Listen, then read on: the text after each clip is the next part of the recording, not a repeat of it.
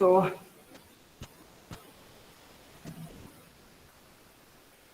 good morning to all of you and last आपके syllabus का last topic start करते हैं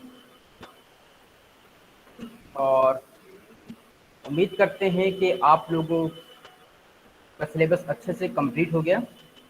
इसके बाद अगर आपकी कोई भी क्वेरी हो तो आप कभी भी पूछ सकते हैं, क्योंकि आपके एग्ज़ाम आने वाले हैं, तो आप अच्छे से तैयारी करिए और कभी भी कोई भी प्रॉब्लम हो तो आप हमसे कंसल्ट कर सकते हैं।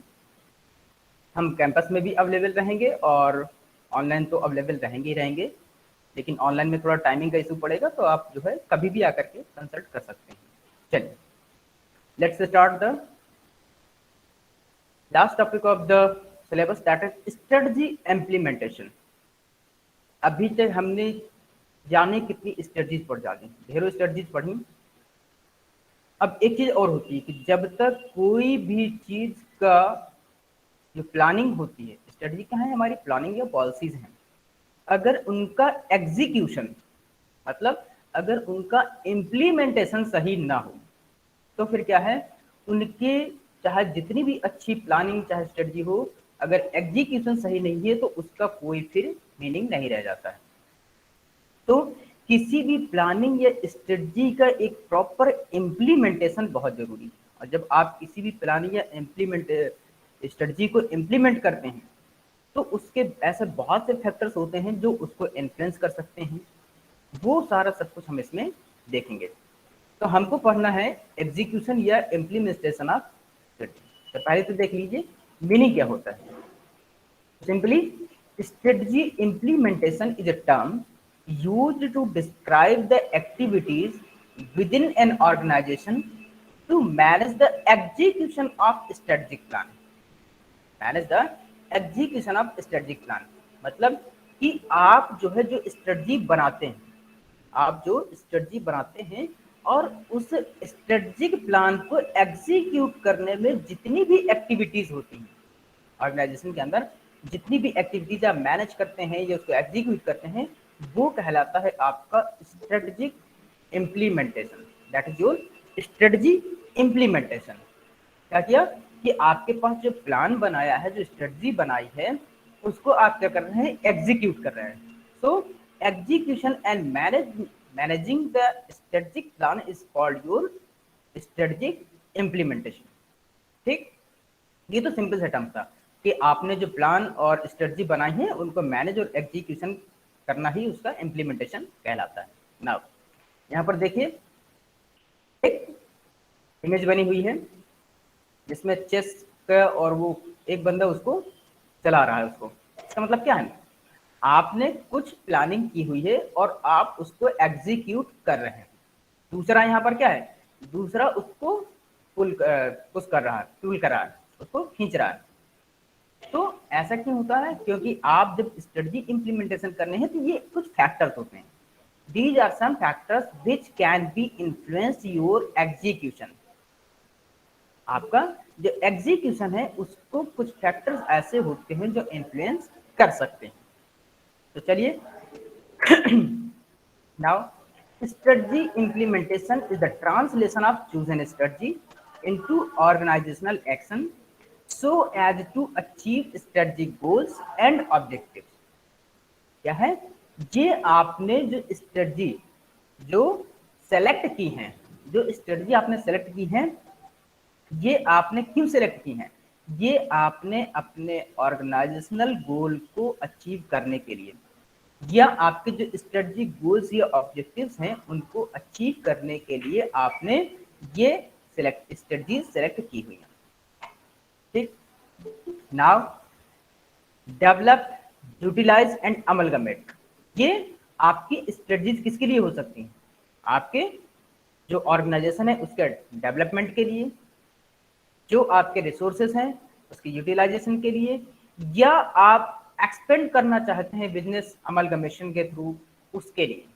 ये आपने मर्जर एंड इक्विजिशन और डेवलपमेंट की और एलोकेशन रिसोर्सेज की, जैसे वैल्यू चेन एनालिसिस है आपके, ये सारे आपने स्ट्रेटजीज पढ़ी हुई हैं। ठीक, तो जो इनके गोल्स होते हैं क्या होते हैं स्ट्रेटजी के, आपका या तो डेवलपमेंट या तो आपका एक्सपेंशन, और या तो फिर आपके जो रिसोर्सेज हैं उनका एलोकेशन या उसका यूटिलाइजेशन आप बोल सकते हैं। इसी के लिए आप जो भी स्ट्रेटजी फॉर्मुलेट करते हैं ऑर्गेनाइजेशन में, जो भी स्ट्रेटजी फॉर्मुलेट करते हैं, मेनली अगर देखा जाए कि यही 3 ऑब्जेक्टिव हैं जिसके लिए आप अपनी स्ट्रेटजी को फॉर्मुलेट करते हैं और उसको इम्प्लीमेंट करते हैं। तो organizational structure, control system and culture to follow strategies that lead to competitive advantage and a better performance। ये क्या है? जो आपके ऑर्गेनाइजेशनल स्ट्रक्चर है, जो आपका कंट्रोल सिस्टम है एंड कल्चर है, जो किसके लिए? To follow strategy that lead to competitive advantage and a better performance. ये सारे ऐसे आपके फंक्शंस हैं जो अगर कोई भी स्ट्रेटजी आप फॉलो करते हैं तो क्या होते हैं, आप उसको कॉम्पिटिटिव एडवांटेज के तौर पर ले सकते हैं। कॉम्पिटिटिव एडवांटेज का मतलब है कि अगर आपका ऑर्गेनाइजेशन स्ट्रक्चर सही है, आपका कंट्रोल सिस्टम सही है, आपके ऑर्गेनाइजेशन का कल्चर सही है, तो आपके जो कॉम्पिटिटर है आप उनसे एडवांटेज ले सकते हैं। एडवांटेज उनसे नहीं, मतलब कि उनके करस्पॉन्डिंग उनसे उनको कम्पीट करके उनको पीछे कर सकते हैं और आप उनका कॉम्पिटिटिव एडवांटेज ले सकते हैं, अपना मार्केट शेयर बढ़ा करके, अपने ऑर्गेनाइजेशन को डेवलप करके, अपनी परफॉर्मेंस को बेटर करके, आप अपनी परफॉर्मेंस को बेटर करके कॉम्पिटिटिव एडवांटेज ले सकते हैं। तो special value developing task and role to employees. अब यहाँ पर क्या है, स्पेशल वैल्यू डेवलपिंग टास्क क्या है? आपके जो एम्प्लॉयज हैं, जो आपका मैनेजमेंट है, जो आपके वर्कर्स हैं, उनमें आप स्पेशल वैल्यूज डेवलप कर सकते हैं। उनको कुछ ऐसे टास्क दे सकते हैं जिनसे उनकी स्पेशल वैल्यू है, जिनमें उनकी कुछ स्किल्स ऐसी होती हैं हर पर्सन में जो आपको बेनिफिशियल दे सकती हैं। अब जैसे मान लीजिए आपके यहाँ कुछ एम्प्लॉय हैं जिनकी प्रोडक्शन स्किल्स अच्छी है, किसी की मार्केटिंग स्किल्स अच्छी है, किसी की अकाउंटिंग स्किल्स अच्छी है। वो क्या होता है, आप उसको बेटर इस्तेमाल कर सकते हैं अपने डेवलपमेंट के लिए, ऑर्गेनाइजेशन डेवलपमेंट के लिए। ठीक, उनको आप उस तरह से टास्क असाइन कर सकते हैं या उनको इस तरह के वर्क असाइन कर सकते हैं जिससे आपके ऑर्गेनाइजेशनल ऑब्जेक्टिव या गोल्स को अचीव किया जा सके। Maximize efficiency, quality and customer satisfaction. आप ये सब क्यों करते हैं? आप ये इसलिए करते हैं आपकी एफिशिएंसी बढ़े, आपके जो प्रोडक्ट या सर्विसेज आप जो भी प्रोड्यूस कर रहे हैं ऑर्गेनाइजेशन में उसका क्वालिटी इंप्रूवमेंट हो। जब क्वालिटी इंप्रूवमेंट होगा तो आपका क्या है, कस्टमर सेटिस्फेक्शन लेवल इंक्रीज होगा, आपका कस्टमर सेटिस्फेक्शन लेवल इंक्रीज होगा। जब कस्टमर सेटिस्फेक्शन लेवल इंक्रीज होता है तो आपका मार्केट शेयर ऑटोमेटिकली बढ़ जाता है। और हर कंपनी का, हर ऑर्गेनाइजेशन का एक मेन मोटिव होता है क्या, कस्टमर सेटिस्फेक्शन। ये हमने पहले भी आपको बताया, कस्टमर किंग होता है। तो अगर वो सेटिस्फाइड है तो आपका ऑर्गेनाइजेशन ऑलरेडी डेवलप करेगा। तो आप जो भी स्ट्रेटजीज इंप्लीमेंट करते हैं, आप जो भी स्ट्रेटजी इंप्लीमेंट करते हैं उससे क्या होती है, एफिशिएंसी मैक्सिमाइज कर सकते हैं, क्वालिटी इंप्रूव कर सकते हैं, कस्टमर सेटिस्फेक्शन लेवल आप इंक्रीज कर सकते हैं। नाउ आपका ऑर्गेनाइजेशन कंट्रोल सिस्टम क्या होता है? आपका ऑर्गेनाइजेशनल कंट्रोल सिस्टम क्या होता है? पहला, मोटिवेशनल इंसेंटिव। इंसेंटिव का मतलब होता है यहाँ पर कुछ बेनिफिट्स, कुछ बेनिफिट्स। अब बेनिफिट्स का मतलब ये नहीं होता है कि आप उसको मॉनेटरी टर्म में ही बेनिफिट्स दें। आप मॉनेटरी टर्म में बेनिफिट दे सकते हैं। आप जो है, अगर आपको अपने ऑर्गेनाइजेशन को कंट्रोल करना है, उनको सही से चलाना है, तो क्या होगा, आपके जो एम्प्लॉय हैं, आपके जो वर्कर हैं, उनको क्या है, आपको हमेशा उनको मोटिवेट करते रहना है। जैसे कोई भी सुपरवाइजर है या मैनेजर है, जो टॉप मैनेजमेंट है, उसको अरे आज आपने बहुत अच्छा काम किया है, आपको कुछ हम बेनिफिट दे सकते हैं। उनको एज ए कभी मॉनेटरी बेनिफिट या उनको कभी ओरली या फिर इसके अलावा आप उनको कुछ गिफ्ट दे सकते हैं, प्रमोट कर सकते हैं। तो ये क्या है, इससे आपके एम्प्लॉय क्या होंगे, और बेटर वर्क करने के लिए मोटिवेट होंगे, और बेटर वर्क करने के लिए मोटिवेट होंगे। इंसेंटिव्स के तौर पर आप उनको चाहे मॉनेटरी बेनिफिट दे सकते हैं और या फिर आप उनको कुछ इंटेंजेंट बेनिफिट्स भी दे सकते हैं। ठीक, तो आप ऐसे करने से क्या होगा, आपके एम्प्लॉय बेटर वर्क करेंगे और आपका ऑर्गेनाइजेशन पर कंट्रोल बना रहेगा। ठीक, इसके बाद आता है फीडबैक। आपको हमेशा आपके एम्प्लॉयज, वर्कर्स या जो भी ऑपरेशंस आपके ऑर्गेनाइजेशन में हो रहे हैं उसका फीडबैक बहुत जरूरी है। फीडबैक ही जो आपका कंट्रोल सिस्टम होता है उसका एक मेन एलिमेंट है। जो किसी भी ऑर्गेनाइजेशन का मेन एलिमेंट है कंट्रोलिंग का, दैट इज फीडबैक। फीडबैक क्या है? आपके ऑर्गेनाइजेशन में ऑपरेशंस कैसे परफॉर्म हो रहे हैं, अगर आप उसका फीडबैक नहीं ले रहे तो फिर आप कंट्रोल कैसे करेंगे? फीडबैक का मतलब होता है उसकी प्रॉपर मॉनिटरिंग। आपने जो भी किया है उसका रिजल्ट क्या निकला, उसका रिजल्ट क्या निकला, क्या फीडबैक रहा। जैसे जब हम आपको पढ़ाते हैं, अगर हम आपका फीडबैक लेना चाहें कि हमने जो पढ़ाया आपको कितना आया, तो हम आपका एक क्लास टेस्ट ले लेंगे। उससे हमें पता चल जाएगा कि आपकी समझ में कितना आया, आपने क्या परफॉर्मेंस की है। जो आपकी परफॉर्मेंस है उसका फीडबैक क्या है? हम जो आपका टेस्ट वगैरह लेते हैं वही आपका फीडबैक है। जो एग्जाम लेंगे, जो आपका रिजल्ट होगा वो आपका फीडबैक होगा। आपके एजुकेशन, आपके ऊपर जो आपके पेरेंट्स गार्जियंस ने जो खर्च किया है वो क्या है? आपका फीडबैक है। हमारा फीडबैक क्या है? जो आपका परफॉर्मेंस होगा वो भी हमारा फीडबैक है।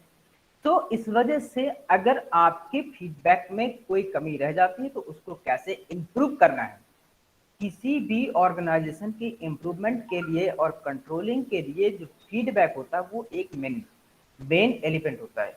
जैसे जो ऑर्गेनाइजेशंस होते हैं वो अपने कस्टमर्स का फीडबैक लेते रहते हैं, अपने कस्टमर्स का फीडबैक लेते हैं। आपने बहुत से ऐसे कभी रेस्टोरेंट में गए होंगे या किसी मॉल वगैरह में गए होंगे तो वहां पर आप क्या देखते हैं कि आपसे कभी कभी फीडबैक फॉर्म लिया जाता है। क्या होता है उसमें कि आपसे पूछा जाता है कि हमने जो आपको सर्विसेज या प्रोडक्ट्स जो प्रोवाइड किए हैं आप उससे सेटिस्फाइड हैं या आप और इम्प्रूवमेंट चाहते हैं, तो आप क्या सजेशन देना चाहते हैं। ये सब क्या है? फीडबैक है, जिससे वो अपनी क्वालिटी को इम्प्रूव कर सकें और ऑर्गेनाइजेशन में अपना कंट्रोल बना सकें। Now organizational performance. Organizational performance का मतलब है जो आपका ऑर्गेनाइजेशन परफॉर्म कर रहा है। परफॉर्मेंस का मतलब वहां पर जो आपके एम्प्लॉयज हैं, जो आपके ऑपरेशन हो रहे हैं, उन सब का परफॉर्मेंस कितना बेटर है वो। ठीक, तो ये क्या है? ऑर्गेनाइजेशन का परफॉर्मेंस।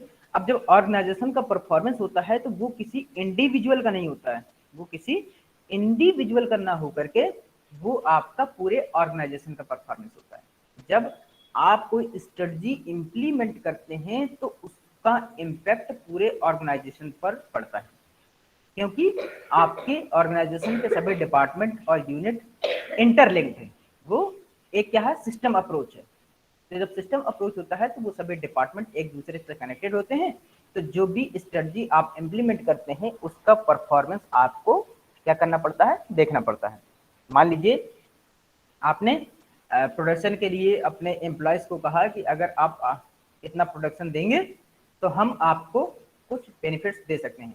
तो फिर क्या है? फिर जो उसका परफॉर्मेंस, जो आपके एम्प्लॉयज हैं जो वर्क परफॉर्मेंस करके आपको देंगे, आपका वो क्या है? परफॉर्मेंस।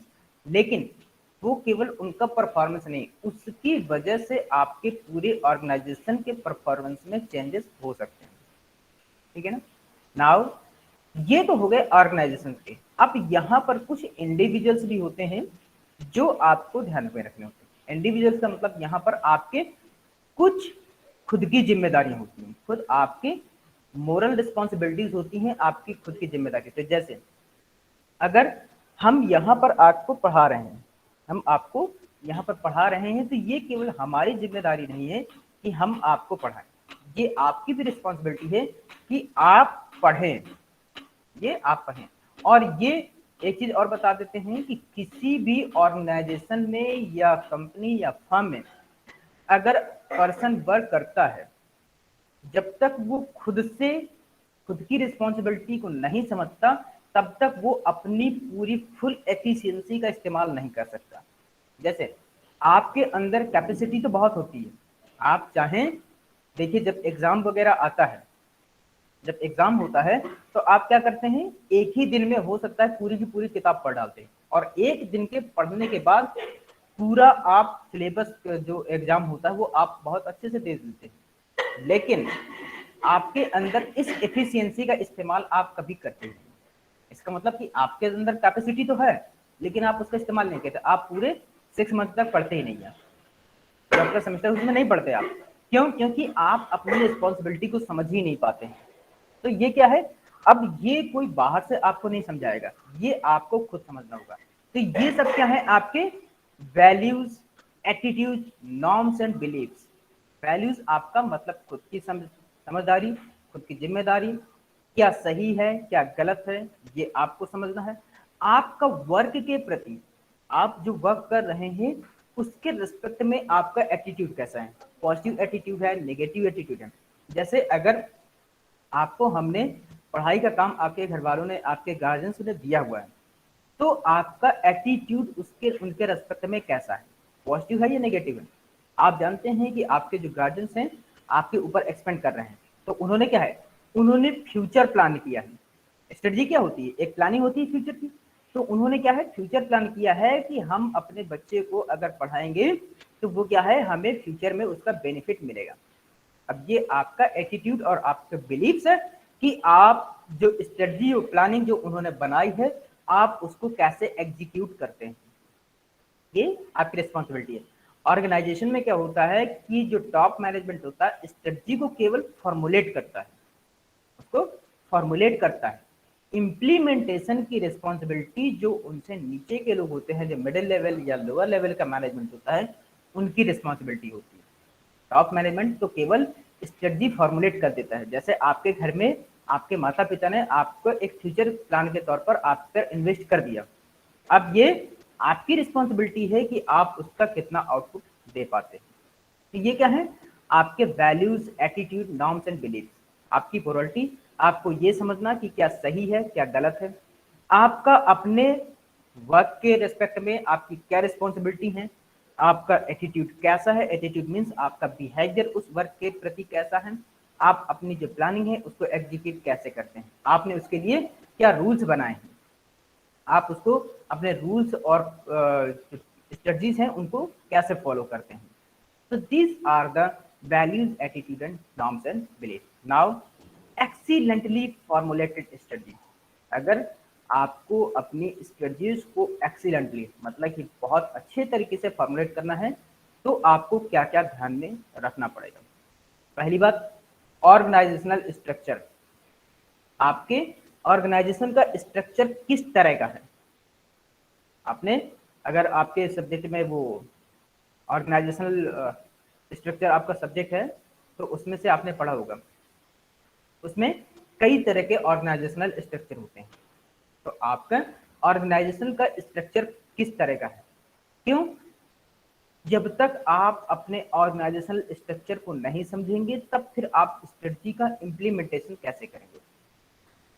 स्ट्रक्चर का मतलब यहाँ पर आपका जैसे मैट्रिक्स ऑर्गेनाइजेशन है या लाइन चार्ट का ऑर्गेनाइजेशन है या आपका दोनों का कॉम्बिनेशन है, इस तरह से आपके कई वो होते हैं, ऑर्गेनाइजेशन के स्ट्रक्चर होते हैं। तो आपके ऑर्गेनाइजेशन का स्ट्रक्चर क्या है, आप तब उसको प्रॉपर तरीके से अपनी स्ट्रेटजी को फॉर्मुलेट कर पाएंगे। रिवॉर्ड स्ट्रक्चर, आप जो स्ट्रेटजी फॉर्मुलेट कर रहे हैं उसमें क्या कोई रिवॉर्ड स्ट्रक्चर है।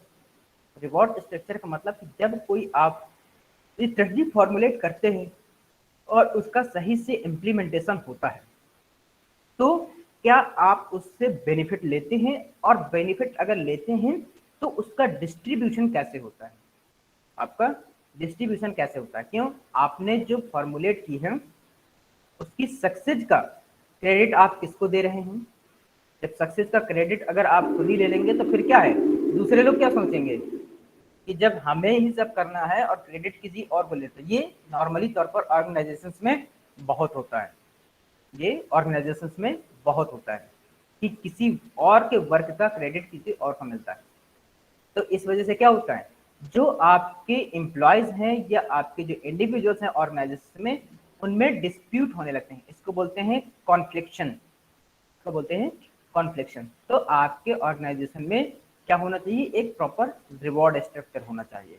अगर आप अपनी स्ट्रेटजीज को एक्सीलेंटली फॉर्मुलेट कर रहे हैं, इंप्लीमेंट करना चाहते हैं, तो there should be a proper reward structure. और फिर है रिसोर्स एलोकेशन प्रोसेस, आपके पास जो रिसोर्सेज है उनका यूटिलाइजेशन आप कैसे कर रहे हैं।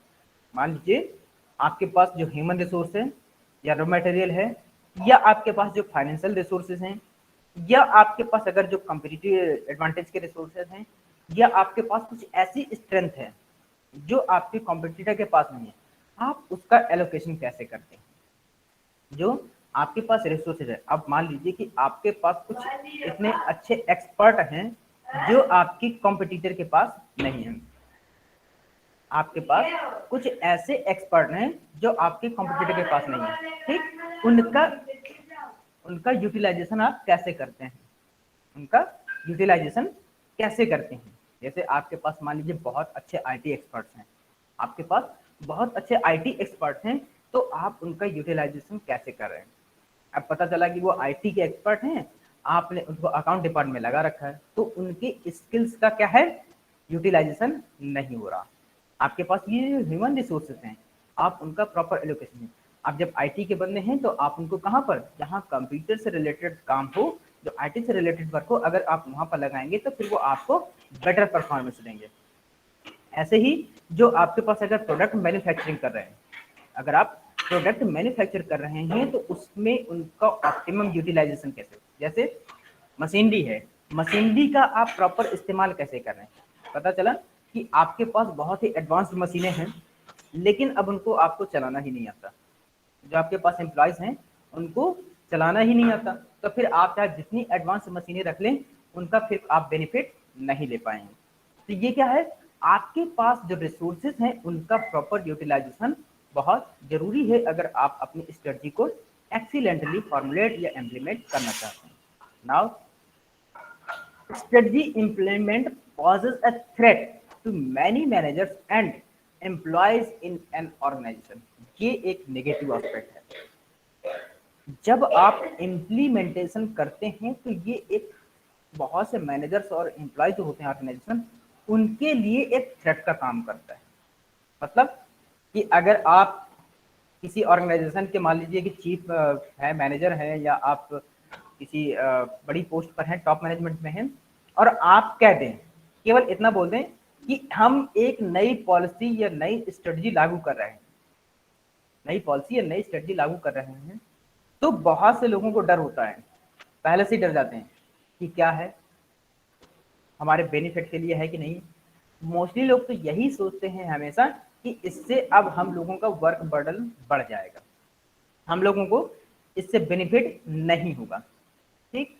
और इसका एक और एस्पेक्ट होता है कि जो आप इम्प्लीमेंटेशन स्ट्रेटजी करते हैं या स्ट्रेटजी जो लगा रहे हैं, उसका इम्पैक्ट क्या पड़ेगा, वो हमेशा एक थ्रेट होता है। थ्रेट मतलब कि आप जब स्ट्रेटजी बनाते हैं तो उसका पॉजिटिव इम्पैक्ट पड़ेगा या नेगेटिव इम्पैक्ट पड़ेगा, ये हमेशा से ही जो ऑर्गेनाइजेशन के एम्प्लॉय या मैनेजर होते हैं, मोस्टली केसेस में उसको नेगेटिव एस्पेक्ट में ही लेते हैं। जैसे एग्जाम्पल के तौर पर समझिए, अगर हमारे यहाँ जो प्राइम मिनिस्टर हैं रात को 8 बजे बोल देते कि आज रात 8 बजे से, तो बस सब लोगों की सांसें रुक जाती हैं, उन्होंने पता नहीं कौन सी स्ट्रेटजी लगा दी है, ठीक है ना। तो ये क्या होता है, हर ऑर्गेनाइजेशन में जो स्ट्रेटजी जब फॉर्मुलेट होती हैं तो एम्प्लॉय और ऑर्गेनाइजेशन के लिए एज ए थ्रेट का काम करती है, मोस्टली वो थ्रेट का काम करती है। तो हमें क्या करना चाहिए, उसको एज ए थ्रेट ना लेकर के हमेशा अगर हम उसको पॉजिटिव एस्पेक्ट में लेंगे तो हमारे पास क्या होगा, हम उसके बेटर बेनिफिट्स ले सकते हैं। या हमें हमेशा ये भी देखना चाहिए कि हमें जो हमारे कॉम्पिटिटर्स हैं उनको कहीं इस स्ट्रेटजी जो हम इम्प्लीमेंट कर रहे हैं वो लोग उसका कुछ बेनिफिट तो नहीं ले सकते हैं, ठीक है ना। तो ये हमारा क्या है, स्ट्रेटजी इम्प्लीमेंटेशन को जो थ्रेट है हम उसको अवॉइड करना चाहिए। Now new power relationship are predicted and achieve, new power relationship are predicted and achieve. अब ये क्या है, जब आप स्ट्रेटजी इम्प्लीमेंटेशन करते हैं तो क्या होता है, अपने जो एम्प्लॉयज हैं, जो मैनेजर्स हैं, उनको कम्युनिकेट करना पड़ता है। एक ही याद रखिए कि ऑर्गेनाइजेशंस में हमेशा से जब आप कोई भी स्ट्रेटजी इम्प्लीमेंट करते हैं तो उसकी रिस्पॉन्सिबिलिटी किस पर होती है, आपके middle level management, lower level execute करने की। तो उनके साथ हमेशा आपके कम्युनिकेशन अच्छे होने चाहिए। कम्युनिकेशन मतलब कि उनको प्रॉपर कम्युनिकेट करते रहना चाहिए। जो पॉलिसी, जो स्ट्रेटजीज आप बना रहे हैं, उनको इन्फॉर्म हमेशा होना चाहिए कि ये स्ट्रेटजी है जिससे हमें अपने ऑर्गेनाइजेशनल ऑब्जेक्टिव को अचीव करना है। हमें अपने ऑर्गेनाइजेशनल ऑब्जेक्टिव को अचीव करना है, क्योंकि जो टॉप मैनेजमेंट होता है वो तो स्ट्रेटजी बना के छोड़ देता है। जो आपके ऑब्जेक्टिव और गोल हैं उनको अचीव करने का पूरी रिस्पॉन्सिबिलिटी किसकी? जो मिडिल लेवल मैनेजमेंट और जो लोअर लेवल मैनेजमेंट होता है उन्हीं पर होती है। तो आपका उनके साथ एक प्रॉपर रिलेशन, प्रॉपर कम्युनिकेशन होना चाहिए अगर आप अपने ऑर्गेनाइजेशनल ऑब्जेक्टिव को अचीव करना चाहते हैं। तो now new groups, formal as well as informal, are formed whose values, attitudes, beliefs and concern may not be known। जब आपकी न्यू स्ट्रेटजी इम्प्लीमेंट होती है तो हो सकता है कि कुछ नए ग्रुप बन जाते हैं। ये हर ऑर्गेनाइजेशन में होता है, कुछ नए ग्रुप बन जाते हैं। नए ग्रुप हमेशा ही बनते हैं जो आपके स्ट्रेटजी इम्प्लीमेंटेशन को अफेक्ट करते हैं।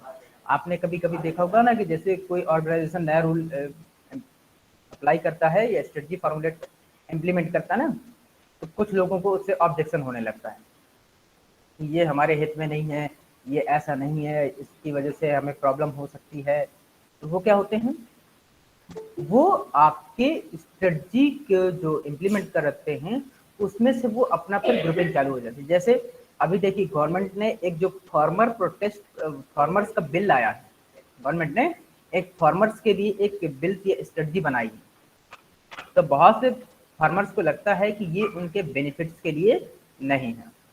तो क्या हुआ, अब उनके फार्मर्स के कई ग्रुप हैं जो क्या करते हैं, जो देख रहे होंगे कि प्रोटेस्ट कर रहे हैं, वो प्रोटेस्ट कर रहे हैं और वो चाहते हैं कि जो स्ट्रेटजी इम्प्लीमेंट हो रही है वो स्ट्रेटजी इम्प्लीमेंट गवर्नमेंट ना करे, वो गवर्नमेंट स्ट्रेटजी इम्प्लीमेंट ना करे।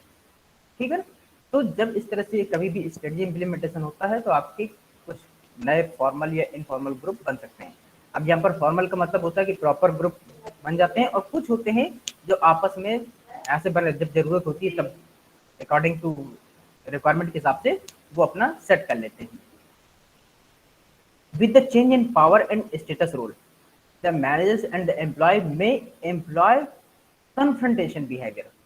अब जैसे ही पावर और स्टेटस में चेंज होता है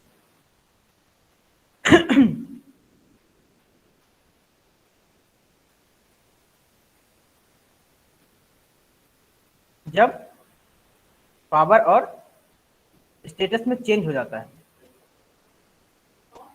तो क्या होता है, लोग आमने सामने आ जाते हैं, आमने सामने का बिहेवियर होता है। With the change in power and status role, the managers and employee में एम्प्लॉय कन्फ्रंटेशन बिहेवियर। जब किसी को आप पावर दे देते हैं या किसी के पास पावर आ जाती है या उसका स्टेटस चेंज हो जाता है तो क्या होता है, फिर आमने सामने। कन्फ्रंटेशन बिहेवियर का मतलब होता है face to face. Confrontation behaviour का मतलब ये फिर आप एक दूसरे के आमने सामने आ जाते हैं। अब आमने सामने होते का फिर वो अपनी अपनी बात पर अड़ने लगते हैं कि नहीं हमें ये करना है, अब वो हमें कहते हैं कि वो नहीं हमें ये करना है। आपने इसके बहुत से ऐसे केसेस आपने सुने होंगे या देखे होंगे कि जब जैसे जो ट्रेड यूनियंस होती हैं या जो लेबर यूनियंस होती हैं, जो ऑर्गेनाइजेशंस के वर्कर्स होते हैं, वो क्या होता है, जो उनके टॉप मैनेजमेंट होते हैं उनके अगेंस्ट फेस टू फेस कभी कभी वो आ जाते हैं। तो ये क्या है, जब ऑर्गेनाइजेशन कुछ नए रूल्स या पॉलिसीज लगाता है, जब कुछ नया रूल्स या पॉलिसीज बनाता है तो उसकी वजह से क्या है, लोगों में पावर या स्टेटस का जब चेंज हो जाता है तो क्या होते हैं, वो पावर स्टेटस के चेंज मतलब कि हो सकता है कि उनको नीचे कर सकते हैं या ऊपर कर सकते हैं, या उनके बेनिफिट्स को कुछ ऐसा कर सकते हैं जिसकी वजह से उनको लगता है कि उनके बेनिफिट्स या उनको जो राइट्स हैं वो क्या हो रहे हैं, रिस्ट्रिक्ट का हो रहे हैं। तो वो क्या होते हैं, फिर आमने सामने आ जाते हैं। ठीक, यहाँ पर देखिए एक ग्राफ बना हुआ है, यहाँ पर एक ग्राफ बना हुआ है। एक है स्ट्रेटेजिक प्लानिंग का और एक है स्ट्रेटेजिक इम्प्लीमेंटेशन का। एक है स्ट्रेटेजिक प्लानिंग और एक है स्ट्रेटेजिक इम्प्लीमेंटेशन। स्ट्रेटेजिक प्लानिंग में देखिए what to do overall, after all करना क्या है, ओवरऑल आपको क्या करना है। और स्ट्रेटेजिक इम्प्लीमेंटेशन क्या है, how to do it, day to day operation, इसको करना कैसे। प्लानिंग क्या होती है, आपको क्या करना है, और इम्प्लीमेंटेशन है कैसे करना है। एग्जीक्यूशन होता है आपका कैसे करना है, और जो प्लानिंग है वो क्या करना है। तो क्या करने के लिए आप तो पहले सोचते हैं कि आपको करना क्या है। जब आप ये सोच लेते हैं कि आपको क्या करना है, तब आप ये सोचते हैं कि फिर कैसे इसको एग्जीक्यूट करना है। ये एक बहुत बड़ा, और जब दोनों मिल जाते हैं तब आपका इम्प्लीमेंटेशन हो जाता है, तब आप इम्प्लीमेंट कर देते हैं। नाउ इसकी एक प्रोसेस होती है, इसकी एक प्रोसेस होती है। देखिए, जो आप स्ट्रेटजी इंप्लीमेंट करते हैं उसकी प्रोसेस क्या होती है। लेट अस सी, यहाँ पर एक आपको डायग्राम दिया हुआ है, यहाँ पर आपको एक डायग्राम दिया हुआ है, द स्ट्रेटजी इंप्लीमेंटेशन प्रोसेस, ठीक है ना। सबसे पहला विजन, ये आप लोग शुरू में पढ़ चुके हैं, विजन, मिशन, ऑब्जेक्टिव, टारगेट, गोल, स्ट्रेटजी, ये सब आप लोग पढ़ चुके हैं। तो विजन क्या है आपका, जब आपको कोई भी स्ट्रेटजी अगर इम्प्लीमेंट करना चाहते हैं तो आप कहाँ से चालू करते हैं कि आपका विजन क्या है। विजन का मतलब आप अपने ऑर्गेनाइजेशन को कहाँ पर देखना चाहते हैं। क्योंकि जो स्ट्रेटजी होती है, जो प्लानिंग आप बनाते हैं तो हमेशा तो होती नहीं, वो एक पर्टिकुलर टाइम पीरियड के लिए बनाते हैं। और जो विजन होता है तो आप देख रहे हैं अपने विजन के अकॉर्डिंग कि आप इस टाइम ड्यूरेशन में आप क्या करना चाहते हैं। ठीक? फिर आप क्या बनाते हैं, स्ट्रेटजीज बनाते हैं। जब आप अपना आपका विजन क्लियर होता है, then you formulate the strategy. आप क्या करते हैं, स्ट्रेटजी बनाते हैं। फिर इसके बाद उस स्ट्रेटजी की इम्प्लीमेंटेशन, मतलब कि अब आप उसको कैसे करना है, इम्प्लीमेंट कैसे करना है, तो कैसे करना है। तो इसके लिए आपके पास तीन रास्ते दिखा देते हैं, अकाउंटेबिलिटी, डेडलाइंस, ऑनरशिप। अकाउंटेबिलिटी के मतलब आपको किसको रिस्पॉन्सिबिलिटी देनी है, इसको किसको क्या जिम्मेदारी देनी है, किसको क्या रिस्पॉन्सिबिलिटी देनी है। डेडलाइंस, आपको कब तक इसको पूरा करना है। ऑनरशिप, आप उसकी ऑनरशिप किसको दे रहे हैं, जो स्ट्रेटजी है उसको फॉर्मुलेट करने की रिस्पॉन्सिबिलिटी, उसका ओवरऑल रिस्पॉन्सिबिलिटी एक आप किसको कर रहे हैं, जो इस पूरे आपकी स्ट्रेटजी को इम्प्लीमेंट करेगा। ठीक, जब ये सारा सब कुछ आप डिसाइड कर देते हैं तो क्या है, अब आपकी जो स्ट्रेटजी है वो इम्प्लीमेंट हो गई है। इसके बाद क्या है, फिर आपको मॉनिटरिंग करना है। मॉनिटरिंग का मतलब आप उसको प्रॉपर ऑब्जर्वेशन करना है, उसका प्रॉपर फीडबैक लेना है और उसको कंट्रोल करते रहना है, उसको कंट्रोल करते रहना है। इसके बाद फिर से आपका वही स्ट्रेटजी जहाँ पर है ना, स्ट्रेटजी क्या थी आपकी, ये आपने प्लानिंग या पॉलिसी जो बनाई थी उसकी मॉनिटरिंग करना है कि आप देख रहे हैं कि स्टेप बाय स्टेप वो कहाँ पर उसका फीडबैक क्या आ रहा है, कहीं ऐसा तो नहीं आपको कुछ भी चेंजेस की जरूरत है। ये जो मॉनिटरिंग सिस्टम है आपका फीडबैक और कंट्रोलिंग सिस्टम है। ठीक, अगर ऐसा कुछ होता है यहाँ पर कि आपको जब मॉनिटरिंग के दौरान आपको कुछ लगता है कि आपकी कहीं कुछ भी प्रॉब्लम या इशू हो रहे, तो आप क्या करेंगे, फिर उस स्ट्रेटजी को जो आपने बनाई थी उसको उस कंडीशन या सिचुएशन या टाइम के हिसाब से आप उसको एडजस्ट कर सकते हैं या मॉडिफाइड कर सकते हैं। ठीक है ना, तो ये आपका एक ओवरऑल स्ट्रेटजिक इम्प्लीमेंटेशन का एक प्रोसेस है। ये इस प्रोसेस से आप स्ट्रेटजी को इम्प्लीमेंट करते हैं। Now strategy formulation, implementation, inter relationship, दोनों में रिलेशन क्या है देखिएगा। Strategy formulation and strategy implementation are different and it needs to be sound and excellent।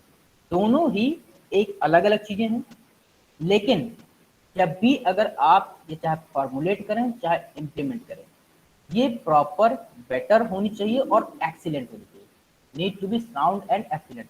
Sound का मतलब कि फुल प्रूफ, ये फुल प्रूफ होनी चाहिए और एक्सीलेंट होनी चाहिए। Now strategy fails because of failed implementation and not because of strategy model।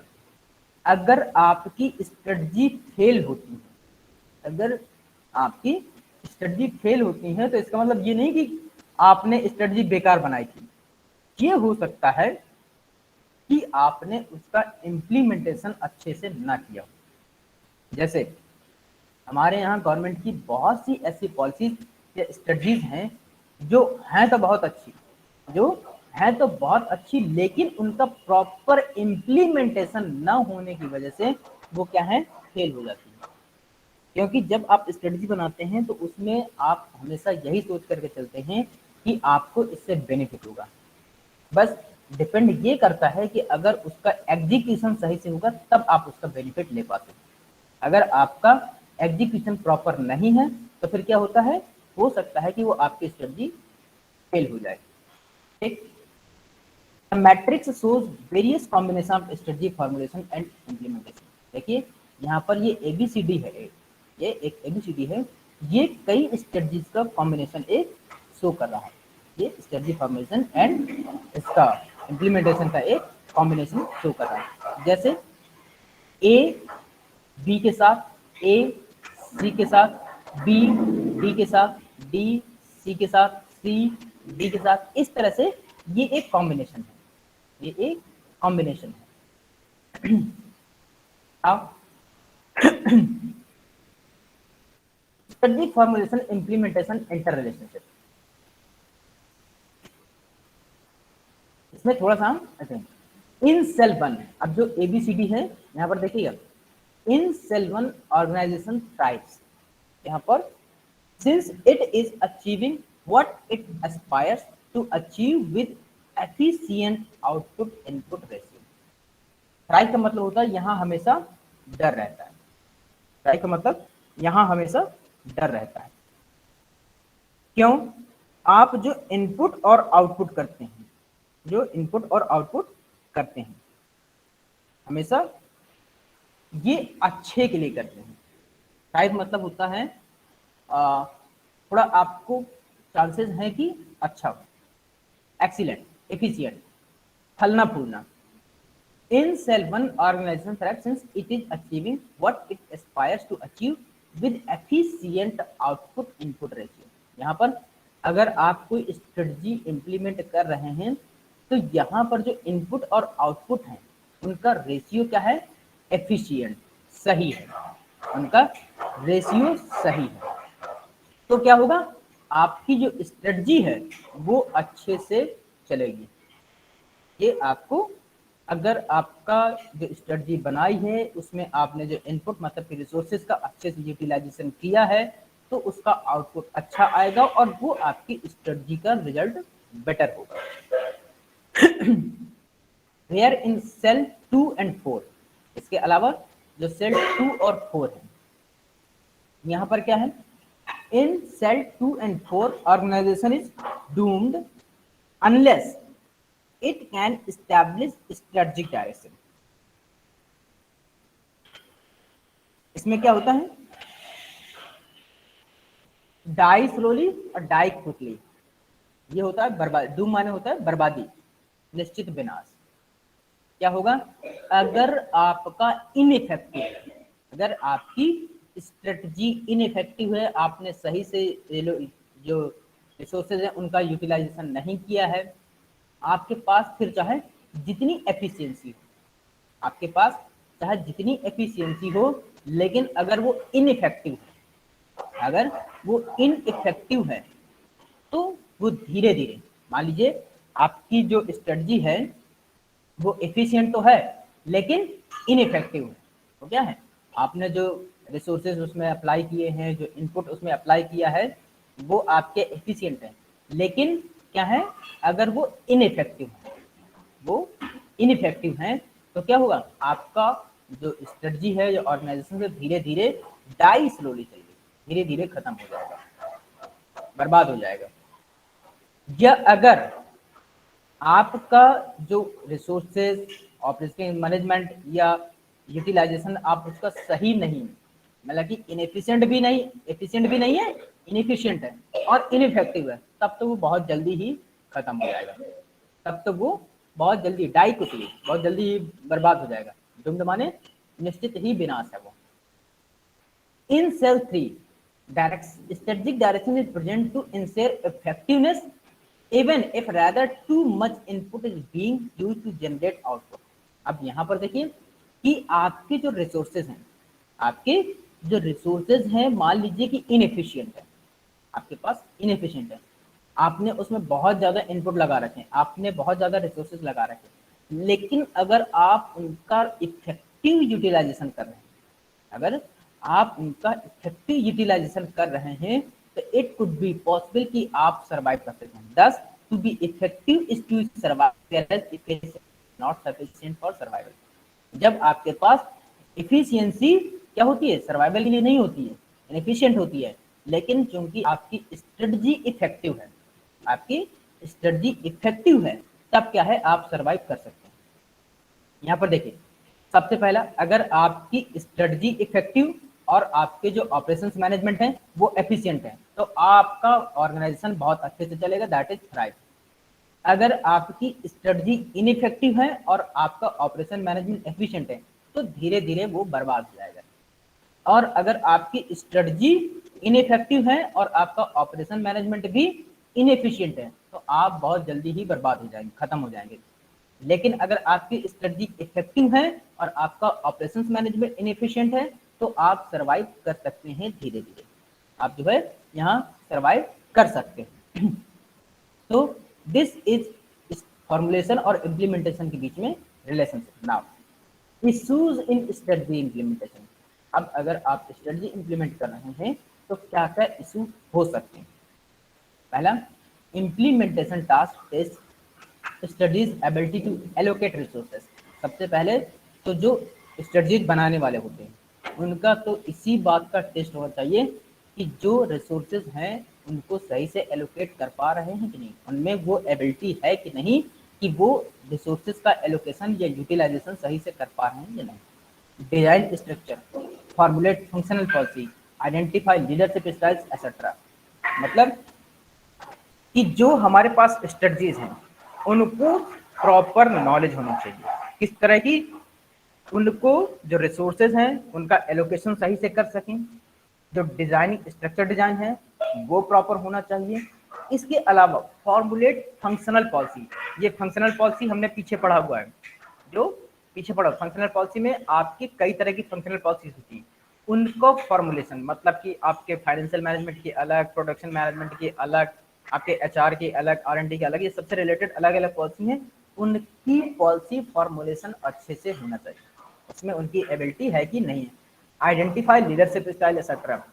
अब जो आप पॉलिसी फॉर्मुलेट कर रहे हैं उसमें आपकी लीडरशिप क्वालिटी मतलब कि आप उसको प्रॉपर मैनेज कर पा रहे हैं या नहीं कर पा रहे हैं, आप अपने ऑर्गेनाइजेशन को लीड कर पा रहे हैं या नहीं कर पा रहे हैं, ये आपको प्रॉपर देखना पड़ेगा। अगर आपके अंदर ये लीडरशिप की क्वालिटीज नहीं है, आप एलोकेशन का रिसोर्स नहीं कर पा रहे हैं, तो हो सकता है कि आपकी स्ट्रेटजी इंप्लीमेंट सही से ना हो पाए। फिर strategy leads to plan. Strategy बनाने के लिए क्या है ना, आपको प्लान्स बनाने की जरूरत है। Plans result in different kinds of programs which includes. अब जो प्लान आप बनाते हैं वो डिफरेंट डिफरेंट तरह के हो सकते हैं, प्रोग्राम हो सकते हैं, कैसे, जो क्या क्या हो सकते हैं, includes goals, policies, procedures, rules and steps to be taken in putting them into action. आप इन सबसे रिलेटेड प्रोग्राम बनाते हैं, गोल्स के लिए, पॉलिसीज के लिए, प्रोसीजर के लिए कि किस प्रोसीजर से आपको फॉलो करना है, कौन से रूल्स बनाने हैं, आपको उनको कैसे एक्शन में लाना है, आपके क्या गोल्स हैं, ठीक है ना। आप इनको एग्जीक्यूट करवाने के लिए क्या है ये सारी प्लानिंग करते हैं। Now program leads to formulation. Program leads to formulation of the project which is time schedule. Program leads to formulation of the project which is time scheduled and costs are pre determined.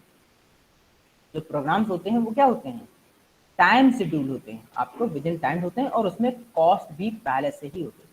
जब आप कोई भी plan या project बनाते हैं तो उसमें क्या होता है कि आपको कॉस्ट एसोसिएटेड होती है और आपको बताना होता है कि विद इन द टाइम आपको कंप्लीट करके और कितने समय के लिए आप बना रहे हैं, ये भी उसमें इंपॉर्टेंट होता है।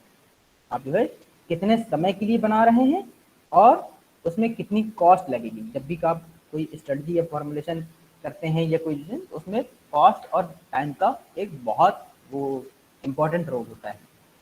तो ये पहले से ही आपको बता दिया जाता है। Now it requires allocation of funds based on capital budgeting of the organization. जो आपके पास फंड्स अवेलेबल हैं, मतलब कि जो कॉस्ट एसोसिएटेड है, आपको पहले से बता दिया गया है आपको इतना खर्चा करना है, तो ये किस पर? Capital budgeting. कैपिटल बजटिंग ये फाइनेंशियल मैनेजमेंट का वो है कि आपको किस तरह से आपको फंड का एलोकेशन करना है। आपके पास जब फंड दिया गया है, आपको किस तरह से उसका एलोकेशन करना है। Now projects create need for infrastructure for day-to-day operations in organization. Resources allocation is key to successful project. अब इसमें आपका जो प्रोजेक्ट या जो स्ट्रेटजी या प्लान बना रहे हैं, उसके लिए जो डे टू डे ऑपरेशन होते हैं, उसके लिए इंफ्रास्ट्रक्चर मतलब कि प्रॉपर प्लानिंग और उसके एग्जीक्यूशन की जगह सब कुछ इंफ्रास्ट्रक्चर प्रॉपर होना चाहिए। और ये तभी सक्सेस है जब आपके रिसोर्सेज एलोकेशन, मतलब कि आपके पास जो रिसोर्सेज हैं उनका एलोकेशन या उनका यूटिलाइजेशन सही से हो पाए। अगर आपके रिसोर्सेज का एलोकेशन या यूटिलाइजेशन सही नहीं है, तो आपका प्रोजेक्ट के सक्सेस होने के चांसेस बहुत ही कम है। ना sequence in which strategy implementation issues are to be considered. अब किस किस स्टेज पर आपके जो स्ट्रेटजी इंप्लीमेंटेशन के किस किस स्टेज पर क्या क्या इश्यूज हो सकते हैं, देख लीजिए उनका क्या सीक्वेंस है। पहला, जब प्रोजेक्ट इंप्लीमेंट हो रहा है तब आपके इश्यूज हो सकते हैं। जब प्रोसीजर इंप्लीमेंट हो रहा है तब आपके इश्यूज हो सकते हैं। जब आप रिसोर्सेज को एलोकेट कर रहे हैं, रिसोर्सेज का यूटिलाइजेशन कर रहे हैं, तब आपके इश्यूज हो सकते हैं। स्ट्रक्चरल इम्प्लीमेंटेशन मतलब कि ऑर्गेनाइजेशन में जो स्ट्रक्चर है ऑर्गेनाइजेशन का, उससे रिलेटेड इशू हो सकते हैं। जो आपके फंक्शनल इम्प्लीमेंटेशन है, जो आप फंक्शनल पॉलिसी बनाए थे ना, उसमें फंक्शनल के जैसे ऑपरेशंस का अलग, मार्केटिंग का अलग, अकाउंटिंग का अलग, इस तरह के जो फंक्शनल इम्प्लीमेंटेशन, उसमें इशूज हो सकते हैं। बिहेवियरल इम्प्लीमेंटेशन, जब उसको आप प्रॉपर इम्प्लीमेंट करते बिहेवियर में लाते हैं या उसको अप्लाई कर देते हैं, तब उसके बिहेवियरल इशूज हो सकते हैं। तो ये सब क्या है? आपके पॉलिसी इम्प्लीमेंटेशन के इशूज हैं। ये आपके सब क्या है? पॉलिसी इम्प्लीमेंटेशन के इशूज हैं, जो डिफरेंट स्टेजेस पर हो सकते हैं। Now transition from strategy formulation to strategy implementation requires shift in responsibility from strategists to divisional and functional managers, and their involvement should be maximum during strategy formulation. अभी ये चीज हम बहुत अच्छे से डिस्कस कर चुके हैं। क्या है कि जो टॉप मैनेजमेंट ने स्ट्रेटजी को फॉर्मुलेट किया है, अब उसकी रिस्पॉन्सिबिलिटी, उसके स्ट्रेटजी इंप्लीमेंटेशन की रिस्पॉन्सिबिलिटी किसको शिफ्ट की जा रही है? To divisional and functional manager. जो आपके मिडिल मैनेजमेंट जो डिविजनल है और जो फंक्शनल मैनेजर है, and their involvement should be maximum during strategy formulation. और जब आप स्ट्रेटजी फॉर्मुलेट करते हैं तो उनका इन्वॉल्वमेंट मतलब कि उनकी हिस्सेदारी, उनकी उसमें इन्वॉल्वमेंट उसमें मैक्सिमम से मैक्सिमम होना चाहिए। क्यों? क्योंकि आपकी कोई भी स्ट्रेटजी या पॉलिसी जो फॉर्मुलेट होती है, इम्प्लीमेंट तो आफ्टर ऑल उन्हीं को करवाना है, उनको इम्प्लीमेंटेशन तो उन्हीं को करवाना है। टॉप मैनेजमेंट है वो तो स्ट्रेटजी बना करके दे देगा, इसको जो डिविजनल मैनेजर हैं, जो फंक्शनल मैनेजर हैं, जो आपको मिडिल लेवल के मैनेजमेंट हैं, उनको बना करके दे देता है, और उनको पूरी तरह से एग्जीक्यूट करवाने की रिस्पॉन्सिबिलिटी उन्हीं को होती है। तो जब भी आप पॉलिसी फॉर्मुलेट करते हैं या इम्प्लीमेंट करते हैं, तो उनका इन्वॉल्वमेंट बहुत जरूरी है, और आप उनको मैक्सिमम इन्वॉल्व कीजिए अपनी पॉलिसी फॉर्मुलेशन में, क्योंकि वो आप जो नीचे के लोअर के लोग होते हैं ना, वो सीधा उनके कॉन्टेक्ट, उनके कम्युनिकेशन में रहते हैं, तो वो जानते हैं कि आपकी जो स्ट्रेटजी फॉर्मुलेशन या इम्प्लीमेंटेशन है उसको कैसे करवाना है। तो जैसे अगर कभी कोई इशू होता है तो वो उसको हैंडल कर पाएंगे। तो जब आप स्ट्रेटजी फॉर्मुलेशन करते हैं तो आपको जो डिविजनल और फंक्शनल मैनेजर्स हैं उनका इन्वॉल्वमेंट मैक्सिमम से मैक्सिमम होना चाहिए। ठीक, तो ये आपका हो गया इसके इशूज पर। बाकी का इसका बाकी का चैप्टर हम लोग इसमें कल पढ़ेंगे। ठीक, तो अब अगर यहाँ तक किसी को कोई प्रॉब्लम हो तो पूछ सकता है। हाँ, वन मोर थिंग, सभी लोग प्लीज अपना नाम जरूर लिख दीजिए चैट बॉक्स में। Everybody please write down your name. बहुत नहीं लिखते हैं।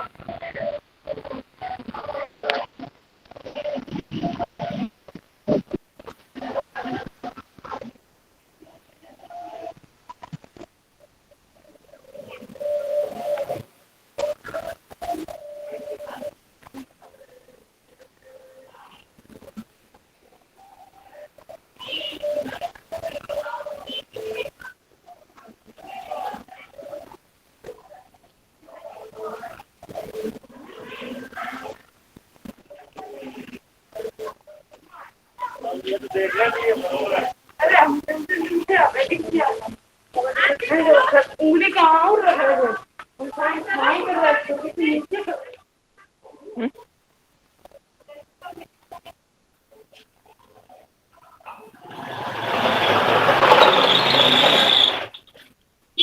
अभी भी बहुत से लोगों ने नाम नहीं लिखा मेरे ख्याल से।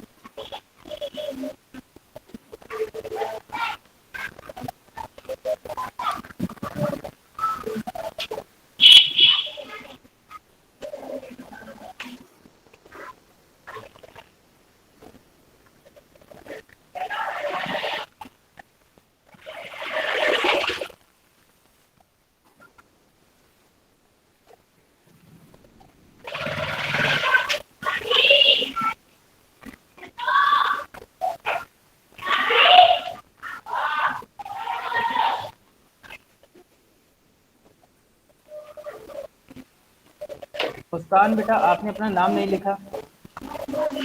आप अपना नाम लिख दीजिए, मुस्कान।